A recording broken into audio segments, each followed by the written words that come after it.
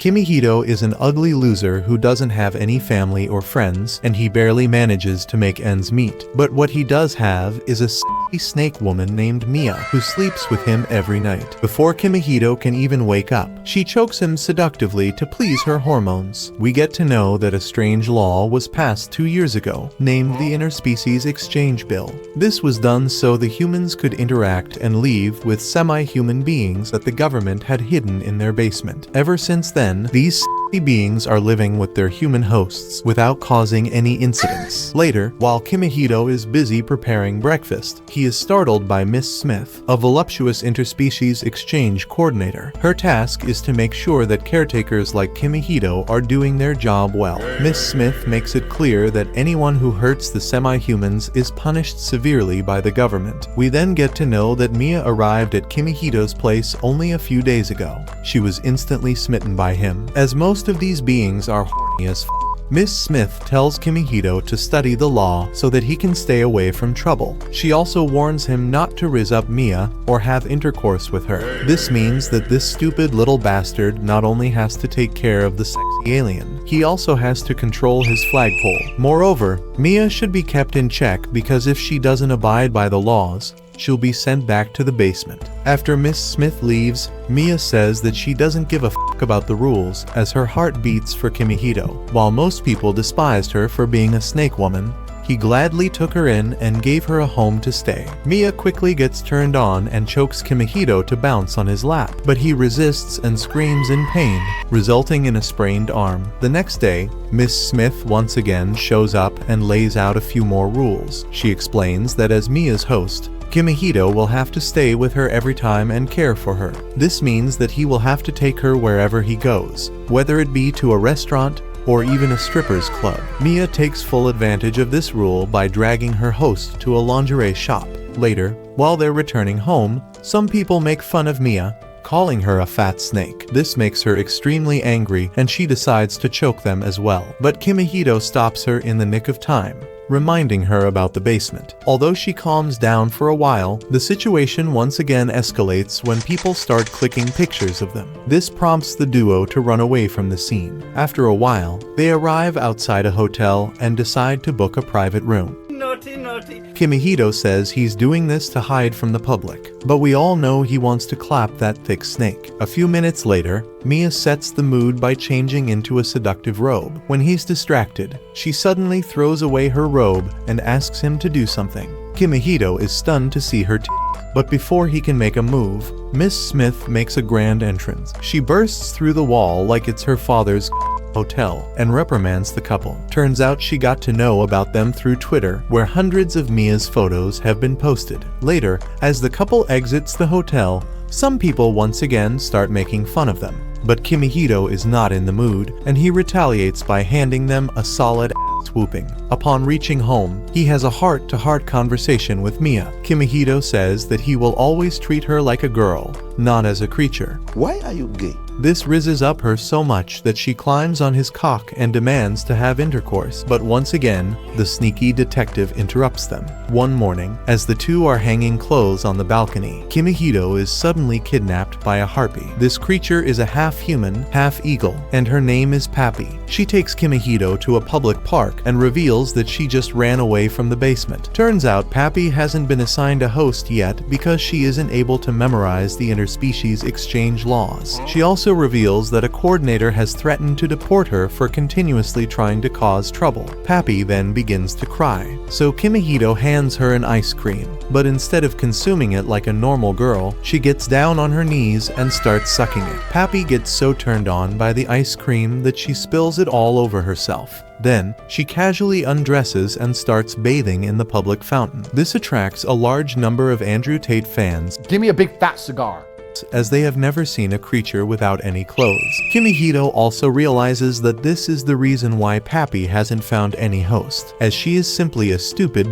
All of a sudden, she drags her master into the fountain to play with her. Kimihito tries to get away, but things only get worse when an enraged Mia shows up. The two creatures then start fighting for our hero, sending the crowd into a state of frenzy. But everyone's attention is quickly diverted when they see a little girl hanging on a tree branch. fearing that she will fall. Mia slithers like a snake and climbs up the tree, but this only scares the little girl, and she ends up losing her grip. Thankfully, Pappy manages to catch her in the nick of time, and both of them land on Kimihito's.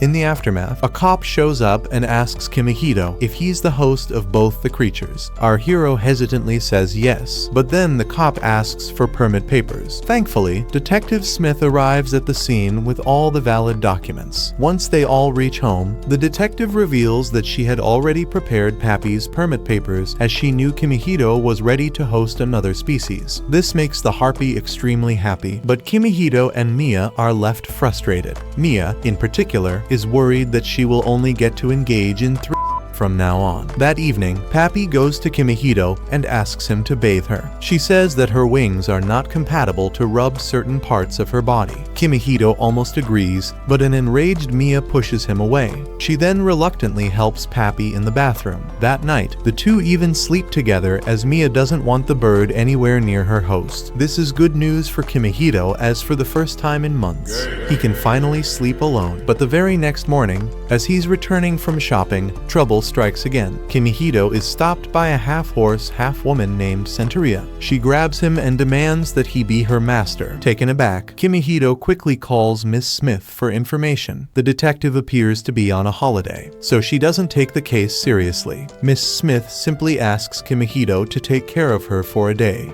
to which he reluctantly agrees. Right after the call ends, a shady thief snatches a woman's purse and flees on his scooter. Kimihito rides Centuria, and the two immediately chase after the thief. The horsewoman goes so fast that Kimihito has a hard time holding on to her. He makes the situation worse by accidentally exposing her, embarrassing her in public, but at least something good comes out of it as the thief gets distracted by the view and ends up crashing his bike. Enraged, he then confronts a naked Centuria and proceeds to slash her with his sword. But Kimihito intervenes in the nick of time, injuring himself in the process. Later, we see the two at home, and Kimihito takes the opportunity to apologize to Centuria. He claims that he didn't mean to unbutton her shirt, and it was just an accident. Surprisingly, the horsewoman accepts his apology, saying they are destined to be together. She then requests that he keep her, to which he reluctantly agrees. Shortly after, Mia and Pappy also show up, and they are left fuming to see this new voluptuous woman. They then begin arguing for their master, making poor Kimihito's life a living hell. He now has to take care of 3 erotic beings who won't even hesitate to devour his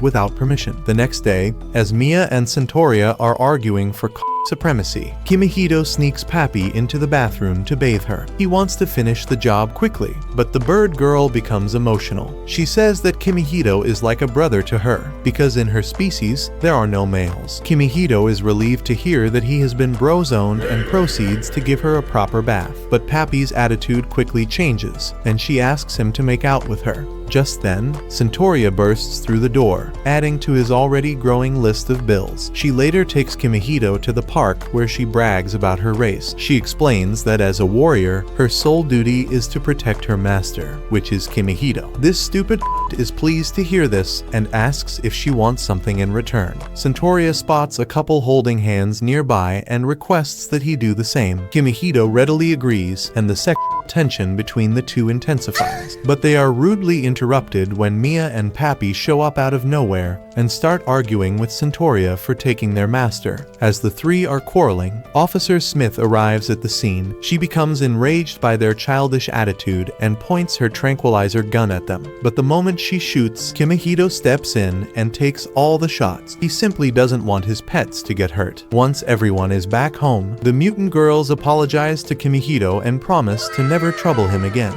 He happily forgives them and blames the officer for making all of them stay in the same house. Kimihito then goes on to deliver a bullshit speech, where he explains that learning to overcome problems is a part of human life. He also makes it clear that the girls are his family and he'll always care for them. Ms. Smith is genuinely impressed by his speech, but then she drops another bombshell. She reveals that the interspecies exchange law has been slightly modified, and now the hosts can marry their sexy pets. This means that Kimihito is one lucky as he can pick a wife between Mia, Pappy, and Centauria. Smith believes that this is a very necessary step to accommodate the creatures. However, Kimihito is left fuming as he knows the three are going to make his life a living hell now. At night, when he tries to sleep, Mia and Pappy do their best to seduce him. They show off their tittles and plead with him to do something. But before Kimihito can make his move, Centauria intervenes. She explains that the girls are acting weird today because it is a full moon night. Their erotic instincts are heightened, so a host has to be careful. Centauria assumes that the girls are trying their best to seduce him so that he picks them as his wife. Kimihito thanks her for the information and proceeds to sleep. But all of a sudden, Centauria also loses her cool and starts behaving with him inappropriately. When all the three girls become infinitely aroused, Kimihito runs away from there and locks himself in the kitchen. He then calls Miss Smith and shouts at her for not informing him about the full moon, but the hot officer seems to have done it deliberately. Kimihito tries to inquire more, but she disconnects the call as she's busy pleasuring herself. Just then, the aroused girls break through the door, as it is the only thing they're good at. They immediately tackle Kimihito to the ground and attempt to have a with him, but they soon realize that he's not moving and there's blood all over the place. This sends them into a state of panic, and they fear that their lust has resulted in the death of their master. However, it only turns out to be ketchup, and Kimihito wakes up just fine. He looks at the girls anxiously and asks if they have calmed down, but it appears that the night has only begun. The next morning, we see Kimihito in a bruised and battered state. His entire body has been wrapped in bandages to hide all the love bites he got last night. Having had enough, he finally confronts the girls and makes an announcement. Kimihito declares that he will date all of them as marriage prospects and pick one in the end. This sends the women celebrating, but before they can hug Kimihito, he passes out due to his grave injuries. A few days later, we see the group having fun as a family. Poor Kimihito is forced to work in the kitchen, and he has to do everything by himself. He stays the entire day at home, so God knows where he gets all that money from. Pappy, who gets really erotic at night, turns into a kid during the day. She wants to play a game, but Kimihito doesn't have time for that. Later, a sneaky Mia goes to the kitchen to taste the lunch, but she is suddenly attacked by a sticky, slimy creature, which makes her sick. In the aftermath of this incident, Centauria reveals that there are many creatures that are not recognized by the human society. Slimes are one of them, but they are pretty harmless. Just then, the slime shows up and tries to attack Kimihito. Centauria, who is very protective of her master, draws out her sword and swings it at the sticky creature. But this only angers the slime, and it ends up squirting all over the room, drenching Kimihito and Centauria in sticky pus. The two rush to the bathroom in order to remove the slime off their bodies. Since Centauria is a horse, she can't reach the back part of her body, so Kimihito does the job for her. He gently scrubs her behind, turning her on. Once the two are done with their shenanigans, they talk about the incident. Centauria assumes that the slime must be seeking water, since it was first in the water pot, then the sink. This scares Kimihito as they're in the bathroom where there's water everywhere. He tries to run, but it's too late. The sneaky slime has already infiltrated the room, and it easily overpowers the horsewoman. It then shockingly transforms into a sexy blue woman with great assets. The stupid dumb Kimihito cannot believe what he's seeing, as he never imagined he would want to hit a slime. The blue woman then lays him down and starts bathing him, although he already has. But Kimihito feels so awkward that he pushes her into the bathtub, and as soon as the woman touches the water, she changes into her creature form. The arrival of a new hottie makes the women jealous, and they discuss what to do with her. Mia and Centauria are particularly angry as the slime woman keeps touching their stuff. For instance, she stuffs Centauria's sword inside her, making it sticky and gooey. The only one who likes her is Pappy, and she even names her Sue. Since the creature is just a blob of slime, it can't wear any clothes as they get wet, but the genius Kimihito comes up with an idea and makes her wear a raincoat. He and the adults later discuss what they can do with Sue. Mia and Centauria think they should contact Miss Smith and hand her over, but Kimihito believes it would be a wrong move, as Sue is not a recognized being, and she could be treated as an illegal immigrant. As they continue talking, Pappy suddenly grabs Sue and flies out of the window. Kimihito runs after them, but he of course can't reach them on foot. After a while, when Sue notices a river, she starts feeling nervous. This causes her to lose her grip and fall to the ground, but thankfully, our punching bag Kimihito is there to save her. He then realizes that the poor slime has a phobia of water. At this moment, some kids arrive at the scene and ask Pappy to play with them. Turns out she has been sneaking out to parks and playing with random kids like a pedo. Kimihito had no idea about this, but he certainly doesn't mind. Meanwhile, Sue goes near the river and sucks in water through her tentacles. This reveals that when she's dipped in the water, she gets diluted, but when she sucks it in, she turns into a thick woman.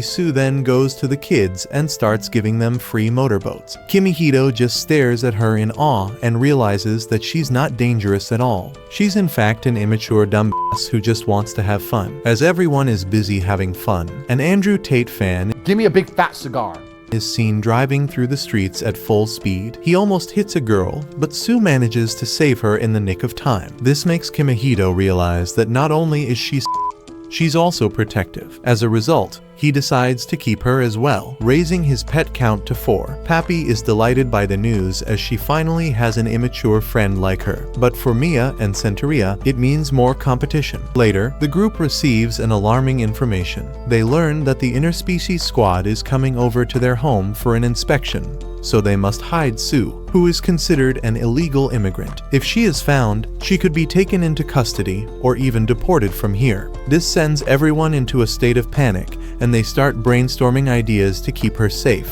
Some of the girls think the little slime should be hidden inside their private parts, but Kimihito thinks it's a bad idea. Just then, there's a knock on the door, and when Kimihito answers it, he finds a construction crew sent by the government. Turns out Kimihito has done such a wonderful job taming the semi-humans that the government is planning to renovate his house for free. This way, he can accommodate one more creature. Within no time, the men get straight to work and start demolishing the house. As all of this is happening, the girls quietly sneak away from there, taking Sue along with them. They then wander around the streets, looking for a place to hide until they can return home. But at one moment, they notice some cops nearby, which forces them to hide inside some bushes. Things only get worse from here as the clumsy Pappy spills some water on herself. This excites the dehydrated slime, and she starts licking the water from Pappy's body. Everyone asks her to stop, as she's making a lot of noise, but Sue doesn't listen. She gets more aroused by the second and kisses Pappy to absorb the moisture from her lips. She even sucks the other parts that have any traces of gravy.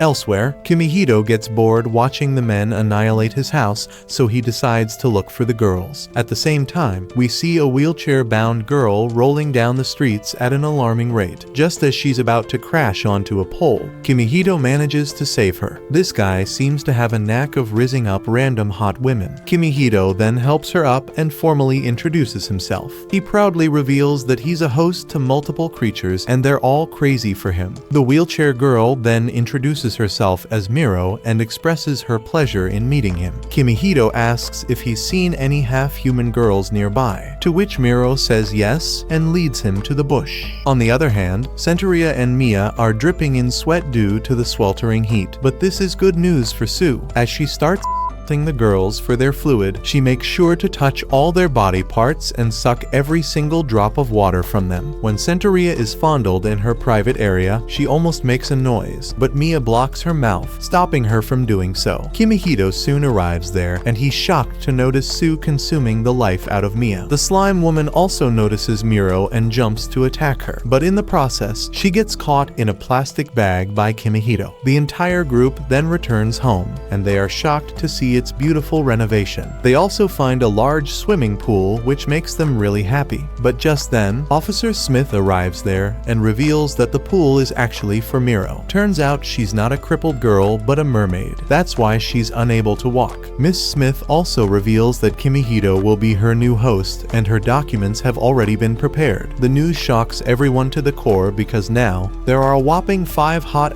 girls in the house. Later, a clumsy Mia ends up destroying Miro's wheelchair, prompting Kimihito to carry her around the house. He takes her everywhere, from the kitchen to the pool and even the bathroom. This makes Mia really envious as she believes the mermaid is trying to seduce her master. She relays the information to the other girls and asks for help, but no one seems to care. Later, Kimihito throws Miro into the pool to let her swim for a while, but Mia thinks the mermaid is inviting him to have intercourse. Filled with jealousy, she also jumps into the pool to make her move, but due to the insanely cold water and the fact that she's a literal snake, she ends up drowning. Fortunately, before she can suffocate to death, Kimihito shows up to her rescue. He grabs her snake and pulls her back to the surface. After the near-death experience, Mia finally realizes that Miro is not after her master. Therefore, she accepts her into the family and hugs her tightly. The two then decide to start their friendship by taking a bath together. The next morning, we see Mia trying to cook something good for Kimihito. This is the first time someone other than him has stepped foot in the kitchen to prepare food, but Mia is too busy imagining different positions with Kimihito and doesn't pay much attention to the food. This results in her hands getting burned, causing her to scream in pain. Mia also feels like a loser as she can't even cook basic food. Kimihito knows she's useless, but he still consoles her to make her feel better. At this moment, he notices that Mia is shedding her skin, but her bandaged arms are making the process difficult. Kimihito takes this as the perfect excuse to touch her. He then starts peeling off her snake skin one by one, arousing the f*** out of her. When he gets near her private parts, Mia starts moaning like Mia Khalifa. Unfortunately, when Kimihito touches a sensitive area on her belly, Mia punches him accidentally. This makes her feel really bad, so she goes straight to the kitchen and gets to work. She then makes a variety of disgusting dishes and Kimihito is shocked by it. He asks how she learned to cook this shit, to which Mia replies that she simply read his cookbook. In the evening, when Kimihito returns from grocery shopping, a parched Sue starts licking the life out of him. Their romantic encounter is interrupted though when Pappy shows up with urgent news. She reveals that she's actually going to lay an egg. Upon hearing this, all the other girls grab a weapon and start beating the shit out of our poor hero. They believe that he had coitus with the nerdy girl and made her pregnant. But Kimihito makes it clear that since Pappy is a harpy,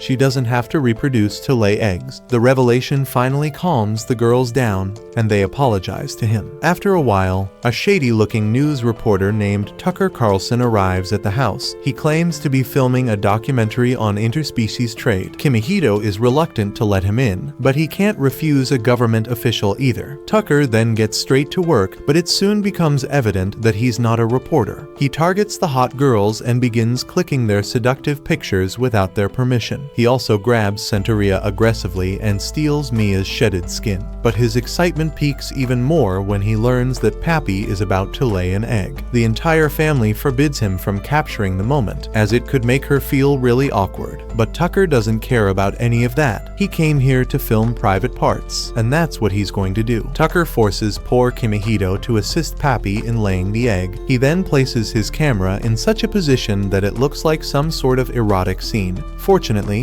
before he can make an entire movie, Sue reads his mind and gets to know of his evil intentions. She reveals that Tucker is not a government official. He's just a fraud who wants to sell the egg and the raw footage on the dark web. The revelation enrages everyone, and they shout at him to leave the house. But the shameless man continues filming. This is when Kimihito comes up with an idea. He brings out a normal chicken egg and throws it towards Tucker Carlson. The erotic cameraman believes it's the real one and gets distracted, but he is soon knocked out by a vengeful Kimihito. In the aftermath, the family snatches his recordings, takes back Mia's skin, and throws Tucker out of the house. Pappy also manages to lay her egg peacefully, and she stores it in the fridge. But the next morning, Mia, who has grown accustomed to cooking, fries the egg without knowing where it came from. When the others learn about it, they are left dumbfounded.